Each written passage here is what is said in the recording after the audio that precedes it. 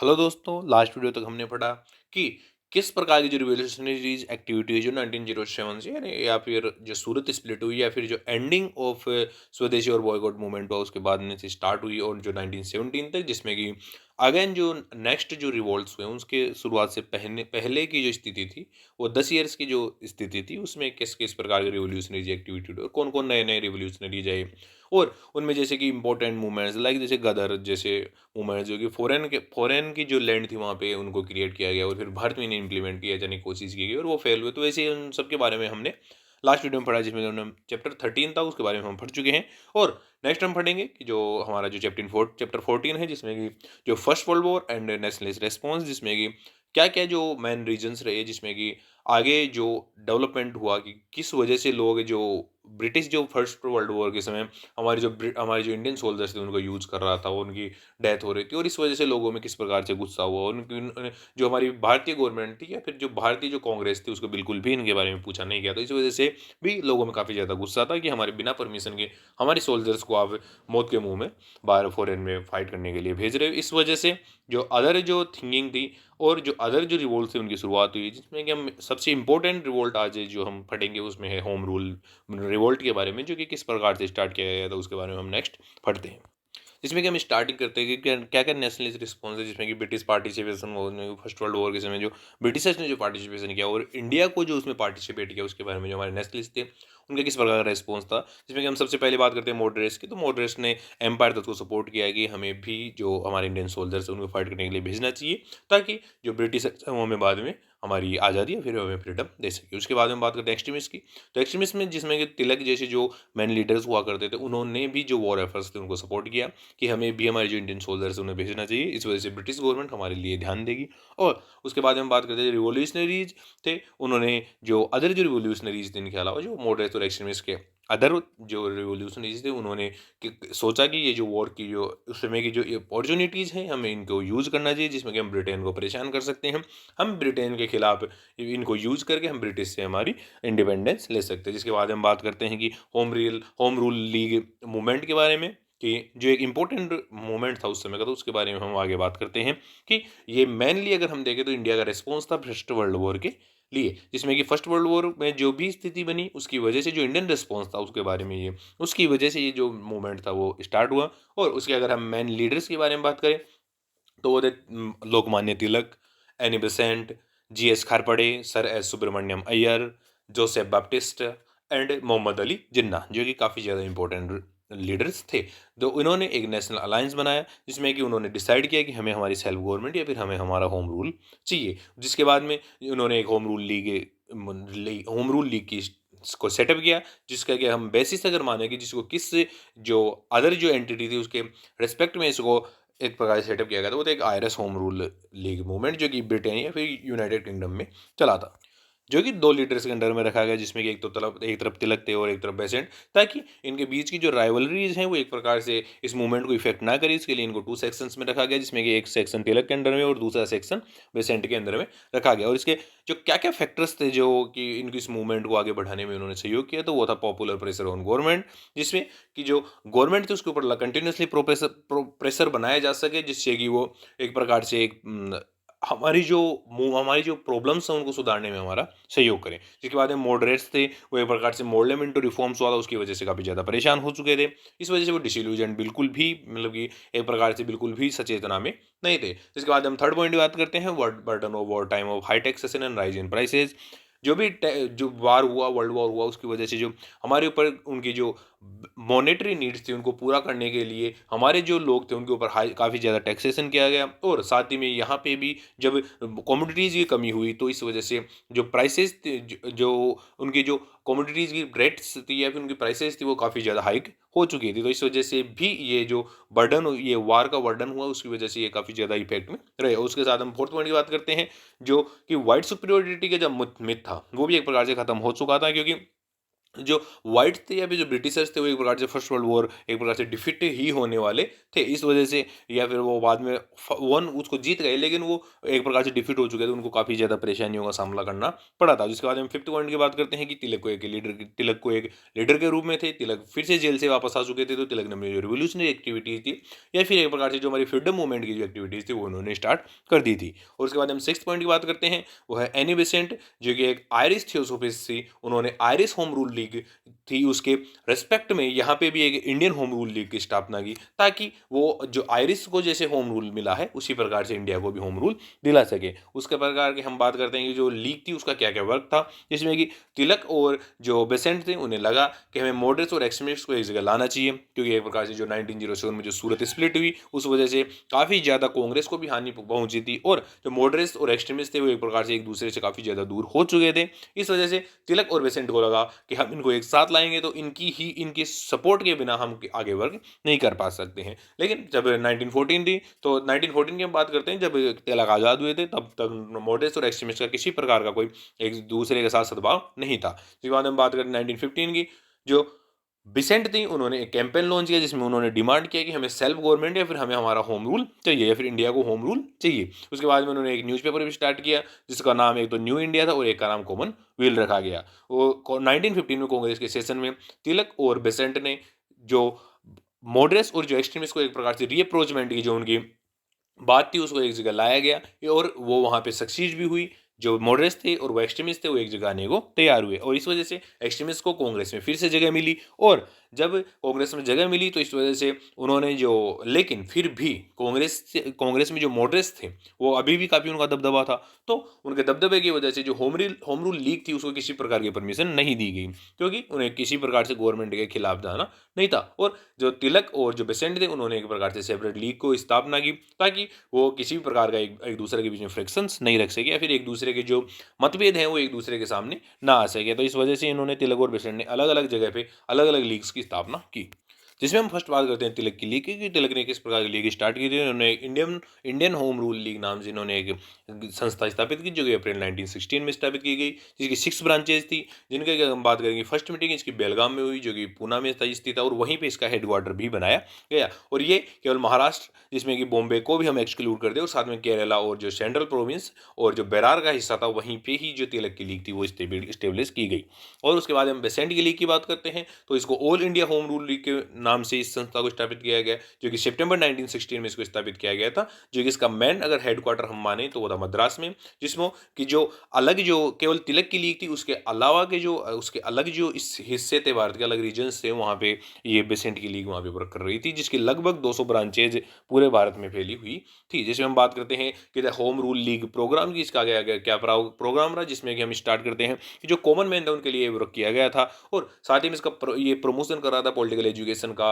Discussion का, जिसमें कि पब्लिक पब्लिक मीटिंग्स के द्वारा डिस्कशन किया जा रहा था, लोगों को पॉलिटिकल एजुकेशन का स्प्रेड किया जा रहा था। तो ये सभी सिचुएशंस उस समय इसमें ऑर्गेनाइज की जा रही थी। उसी के साथ साथ इन्होंने लाइब्रेरीज भी ऑर्गेनाइज की, जिसमें कि रीडिंग बुक्स को रखा गया, और जो अलग अलग जो बुक्स थे जिसमें कि जो पॉलिटिकल एजुकेशन मिल सके, एक प्रकार से जो ब्रिटिशर्स हमारा किस प्रकार से एक्सप्लॉइटेशन कर रहे हैं उसके बारे में भी हमें न्यूज़ मिल सके, तो उस सबके बारे में इन लाइब्रेरीज में बताया जाता था। उसी के साथ साथ होल्डिंग कॉन्फ्रेंसेज, अलग अलग कॉन्फ्रेंसेज की जा रही थी। और जो 1917 में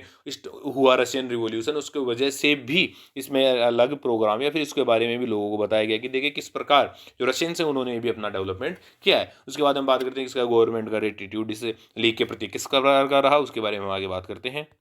जब गवर्नमेंट को इनकी जो एक्टिविटीज़ थी उनके बारे में मालूम चला कि होम रूल लीग्स इस प्रकार की एक्टिविटीज़ कर रहे हैं जिसमें कि वो हमारे खिलाफ मूवमेंट चला रहे हैं, तो उन्होंने सीवियर रिप्रेशन का सहारा लिया। और साथ ही में जो मद्रास के अंदर जो स्टूडेंट्स मतलब कि जो प्रोहिबिटिंग कर रहे थे, जिसमें कि वो पॉलिटिकल मीटिंग्स थी उनके लिए कि जो जो स्टूडेंट्स हैं वो पॉलिटिकल मीटिंग्स में बिल्कुल भी पार्ट नहीं ले सकते हैं, और जो मद्रास के अंदर जो स्टूडेंट्स थे वो एक प्रकार से स्पेशली वहीं पे मीटिंग कर रहे थे, तो इस वजह से उनके लिए जो पॉलिटिकल मीटिंग्स थी उनको बंद कर दिया गया था। उसके बाद हम बात करते हैं जो तिलक थे, उनको जो पंजाब और दिल्ली में एंट्री के लिए परमिशन नहीं दी गई कि वो पंजाब और दिल्ली में एंट्री नहीं ले सकते। उसी के साथ साथ जून 1917 तक जो एनी बेसेंट और उनके एसोसिएट्स थे बीपी वाडिया और जॉर्ज अरुंडेल, उनको अरेस्ट कर लिया गया। उसके बाद हम बात करते हैं why the agitation faded out by 1919। ये एजिटेशन 1919 तक ये किस प्रकार ख़त्म कर दिया गया इसको, इसमें किसको मानते हैं कि एक प्रकार से शॉर्ट लिव्ड और 1919 तक इसको एक प्रकार से ख़त्म ही कर दिया, जिसके मेन रीजन क्या क्या थे डिक्लाइन के वजह। फर्स्ट हम बात करते हैं लैक ऑफ इफेक्टिव ऑर्गेनाइजेशन, ये अच्छी तरह से ऑर्गेनाइजेशन नहीं बना पाए। साथ ही में सेकंड जो कम्युनल राइट्स थे, जिसमें कि हम बात करते हैं जो हिंदू लैंडलॉर्ड्स थे उनके खिलाफ जो मुस्लिम जनता थी उसने आवाज़ उठाई और उनके खिलाफ काफ़ी ज़्यादा उनके ऊपर जो मतलब अटैक्स किए गए और उनकी हत्या की गई। तो इस वजह से ये कम्युनल राइट्स ने भी इसको काफ़ी ज़्यादा वीक किया। और साथ ही में जो एक्सट्रीमिस्ट थे उनका पैसिव रेजिस्टेंस तो वर्क कर रहा था, लेकिन जो मॉडरेट्स थे वो इस पैसिव रेजिस्टेंस से काफ़ी ज़्यादा दूर थे, तो इस वजह से भी ये एजिटेशन ज़्यादा वर्क नहीं कर पाया। और उसके बाद हम फोर्थ पॉइंट की बात करते हैं, वो अटैक ऑफ रिफॉर्म्स की मॉडरेट्स थे उनको एक प्रकार से जो रिफॉर्म्स थे उनके बारे में कहा गया कि हम नए रिफॉर्म्स लेके आएंगे, हम काउंसिल रिफॉर्म्स नए कॉन्स्टिट्यूशनल रिफॉर्म्स लेके आएंगे। तो इस वजह से जो मॉडरेट्स थे वो एक प्रकार से उन्हें लगा कि उन्हें फिर से एक अपॉर्चुनिटी मिली और उन्हें लगा कि अब हमें ज़्यादा इस मूवमेंट को सपोर्ट नहीं करना चाहिए, नहीं तो हमें किसी प्रकार के अधिकार नहीं दिए जाएंगे। जिसके बाद में जो मोंटेगू क्लेमस्टोन रिफॉर्म्स थे उनको जुलाई 1918 में इनको अनाउंस कर दिया गया कि 1919 तक हम ये रिफॉर्म्स लेके आ रहे हैं। और उसी के साथ साथ जो 1918 सितंबर 1918 में तिलक थे वो भी अब्रोड जा चुके थे, जो कि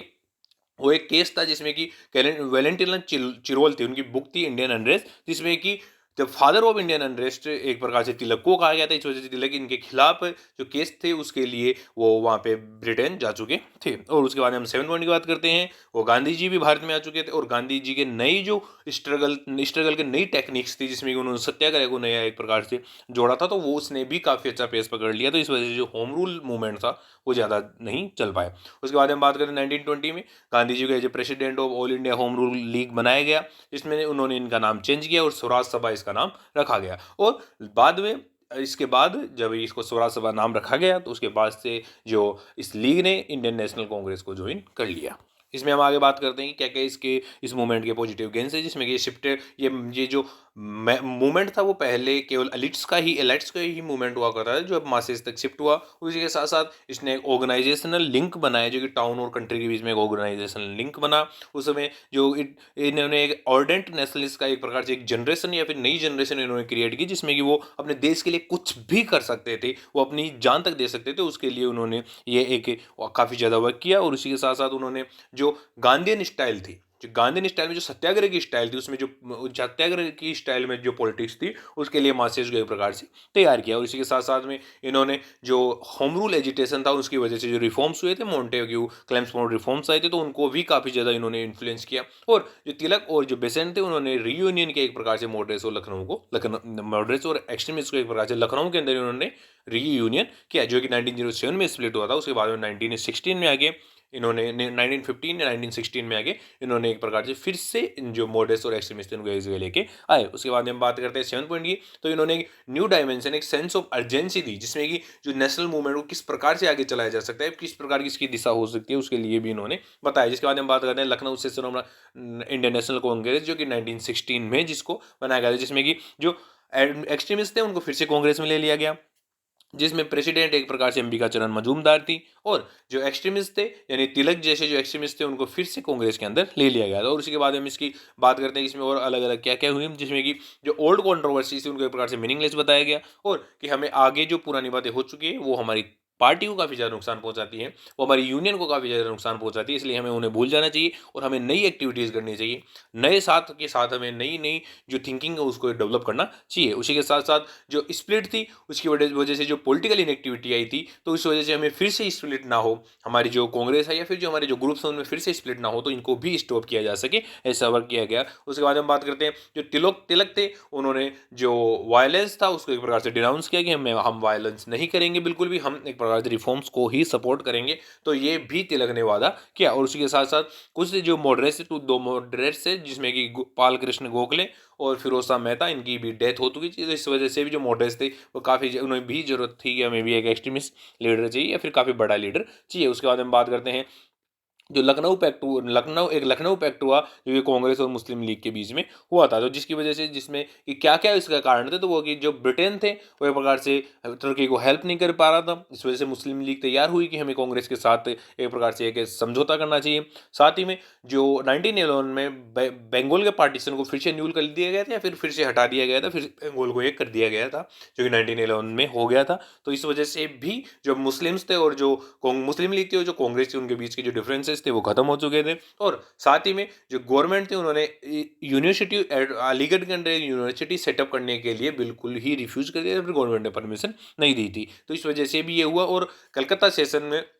जो मुस्लिम लीग का जो कलकत्ता सेशन हुआ 1912 में, उसमें कि उन्हें लगा कि हमें भी हमारी जो प्रॉब्लम्स हैं उनको इम्प्रूव करने के लिए, फिर प्रॉब्लम्स को सुधार करने के लिए हमें अदर ग्रुप्स की हेल्प करना चाहिए, फिर अदर ग्रुप्स को हमें सपोर्ट करना चाहिए। और उसी के साथ साथ अब यंग मुस्लिम थे, जो जवान जो मुस्लिम थे, उन्होंने यंग पार्टी की, इस वजह से यंग थॉट आई, तो इस वजह से जो पुराने जो लोग थे उनके एक प्रकार से जो बादशाह थी वो खत्म हुई, और अब मुस्लिम लीग में भी एक प्रकार से नए रिफॉर्म्स हुए और नई थॉट ने जन्म लिया। तो इस वजह से उन्हें जो कांग्रेस के साथ उन्होंने समझौता किया। और इसी के साथ साथ हम बात करते हैं नेचर ऑफ द पैक्ट, इस पैक्ट में क्या क्या नेचर, इस पैक्ट में क्या क्या जो मेन इंपॉर्टेंट पॉइंट्स थे उनके बारे में बात करते हैं। कि जो नेस्ले से स्ट्रगल फॉर फ्रीडम हुआ, जिसमें इसका कि मैन काफ़ी ज़्यादा इंपॉर्टेंस रहा। उसी के साथ साथ जो एक्स कांग्रेस थी, उसने जो सेपरेट इलेक्टोरेट्स का, जिसके बारे में हम पिछले वीडियो में बात कर चुके हैं, तो 1909 में जो रिफॉर्म्स हुए थे उसके बारे में हम बात कर चुके हैं। तो कांग्रेस ने सेपरेट इलेक्टोरेट्स स्वीकार करने से मना कर दिया, तो वो जो लखनऊ जो 1916 में जो पैक्ट हुआ, उसमें कांग्रेस ने एक्सेप्ट कर लिया कि हम एक्सेप्ट करते हैं आपका सेपरेट इलेक्टोरेट्स को,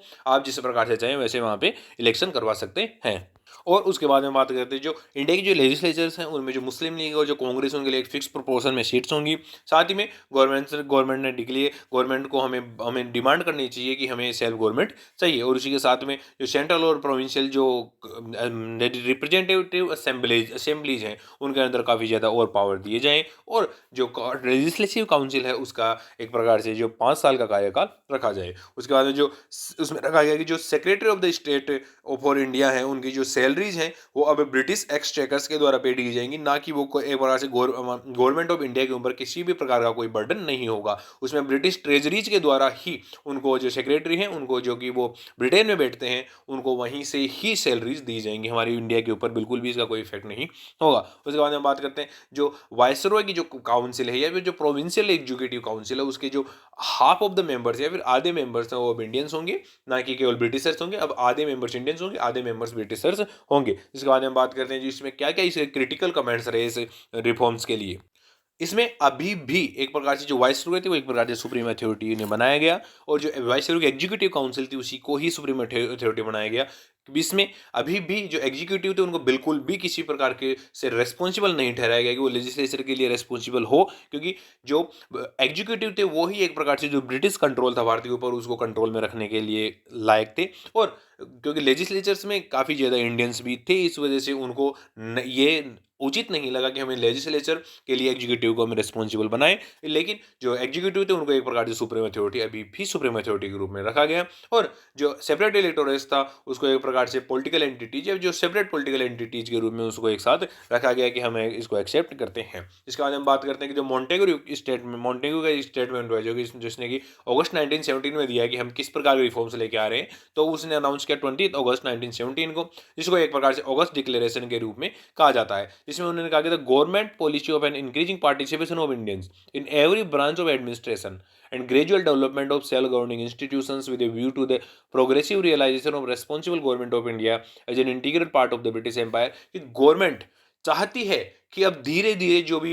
इंडियंस हैं वो भारत की या फिर जो एडमिनिस्ट्रेशन के लिए जिस प्रकार का वर्क हो रहा है उसमें धीरे धीरे इंडियंस का पार्टिसिपेशन हो, और साथ ही साथ में जो धीरे धीरे हम डेवलपमेंट करेंगे जो सेल्फ गवर्निंग इंस्टीट्यूशंस हैं, जिनको खुद गवर्नमेंट, उनको खुद की जो अंदर की गवर्नमेंट होती है, फिर जो इंडियंस है वही इसके एक प्रकार से गवर्नर्स होंगे, तो उसके हम धीरे धीरे डेवलपमेंट करते हैं। और साथ ही में हम एक प्रकार से जो रिस्पॉन्सिबल गवर्नमेंट है इंडिया के लिए उसको भी एक प्रकार से इंटीग्रल पार्ट बनाना चाहते हैं, या फिर इंडिया की जो रिस्पॉन्सिबल गवर्नमेंट है उसको हम ब्रिटिश एम्पायर का एक प्रकार से इंटीग्रल पार्ट बनाना चाहते हैं। तो ये जो मॉन्टेगू था उनका स्टेटमेंट था। जिसके बाद हम बात करते हैं कि इंडिया के क्या क्या ऑब्जेक्शंस थे, कि एक प्रकार से हम टू फोल्ड ऑब्जेक्शंस रहे हैं, जिसमें कि इसका कोई भी एक स्पेसिफिक टाइम फ्रेम नहीं दिया गया कि हमें किस टाइम तक सेल्फ गवर्नमेंट दी जाएगी, या हमें किस टाइम तक एक प्रकार से रेस्पॉन्सिबल गवर्नमेंट दी जाएगी, या फिर हमें किस टाइम तक एक प्रकार से जो सेल्फ गवर्निंग इंस्टीट्यूट्स हैं उनको हमें दिए जाएंगे। तो इस प्रकार का कोई भी हमें स्पेसिफिक टाइम पीरियड नहीं दिया गया था। और साथ ही में the government alone decide the nature and the timing of advance towards and responsible government की, जो हमारा जो गवर्नमेंट का नेचर होगा उसको केवल जो ब्रिटिश गवर्नमेंट है वो ही डिसाइड कर लेगी। हमसे बिल्कुल भी किसी प्रकार से भी हमें हमारे साथ किसी प्रकार की कोई बातचीत नहीं होगी। और साथ ही में जो इंडियंस थे वो resentful that the British would decide what was good and what was bad for Indians, कि जो ब्रिटिश गवर्नमेंट ही या फिर ब्रिटिशर्स ही डिसाइड करेंगे कि जो इंडियंस है उनके लिए क्या क्या अच्छा है और क्या क्या बुरा है। तो ये एक प्रकार से हमारे ये ऑब्जेक्शंस रहे। और इन ऑब्जेक्शंस के साथ साथ हमने आज पढ़ा कि हमने आज पढ़ा कि क्या क्या जो होम रूल मूवमेंट हुआ और क्या क्या उसमें जो फिर से मॉडरेट्स और एक्सट्रीमिस्ट एक जगह आए, और क्या क्या उनके पीछे की जो आगे के जो ग्रेजुअल जो डेवलपमेंट हो उसके बारे में हमने पढ़ा, और किस वजह से ये मूवमेंट टूटा उसके बारे में हमने पढ़ा। और जो मोंटेग्यू की जो स्टेटमेंट था उसमें पढ़ा कि हमने कि जो आगे जो रिफॉर्म्स आने वाले हैं तो उसके बारे में हमने पढ़ा। जिसके बाद हम बात करेंगे अब अगली वीडियो में कि जो 1919 में जो मोंटेग्यू कैंसोर्ड रिफॉर्म्स आए थे तो उनमें क्या क्या पॉइंट्स थे, उनमें क्या क्या उसके बेसिस पॉइंट रहे और क्या क्या उसकी वजह थी, और क्या क्या उनके जो एक प्रकार से कि हमारी जो प्रॉब्लम्स थी उनको फिर से इस जो 1919 का जो एक्ट आया उसने फिर से किसी प्रकार का भी कोई सुधार नहीं किया। तो उसके बारे में हम अगले वीडियो में पढ़ेंगे। Thank you.